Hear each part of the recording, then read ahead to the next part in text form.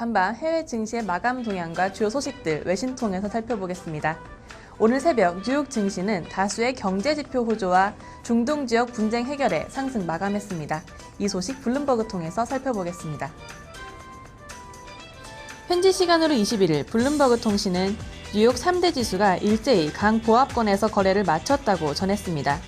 제조업, 고용, 소비 심리 등 다수의 경제 지표가 모두 양호하게 나타나며 경기 회복에 대한 믿음을 높여줬기 때문입니다.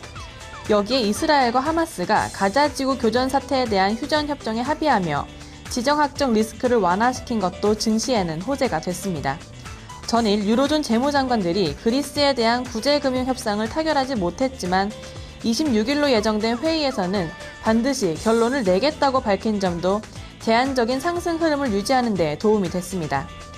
전일 자회사의 회계 부정으로 주가가 10년 전 수준으로 되돌아갔던 휴렛패커드가 2% 오르며 반등에 성공했습니다. 유나이트 테크놀로지와 뱅크 오브 아메리카 등도 다우존스 구성 종목 가운데 비교적 높은 상승률을 기록했습니다. 미국의 고용 지표가 허리케인 샌디의 영향권에서 점차 벗어나고 있습니다. 지난주 신규 실업수당 청구 건수가 전주보다 4만 1,000건가량 줄었는데요. 이 내용 마켓워치 통해서 확인해 보겠습니다. 간밤 마켓워치는 미국 상무부가 발표한 지난주 신규 실업수당 청구 건수가 전주보다 4만 1,000건 줄어든 41만 건을 기록했다고 보도했습니다. 이는 사전 전망치 41만 8천 건에는 소폭 못 미치는 수치지만 허리케인 샌디의 여파로 크게 늘었던 전주의 지표에서 점차 정상 수준을 되찾고 있는 것으로 나타났습니다. 다만 샌디의 영향이 직격탄이 됐던 지난주의 수치는 45만 1,000건으로 상향 조정됐습니다.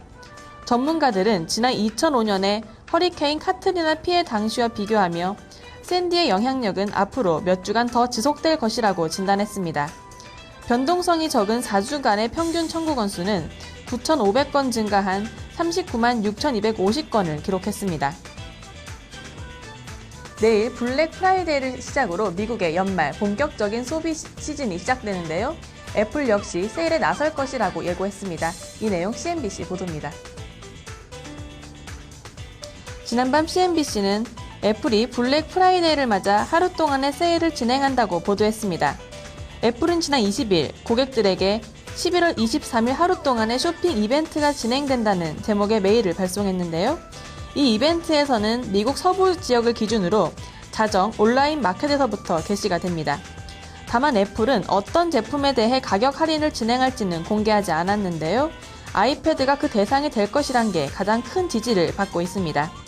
지난해 블랙 프라이데이에는 아이패드2와 아이팟 터치를 각각 $20씩 할인해 준 바 있습니다.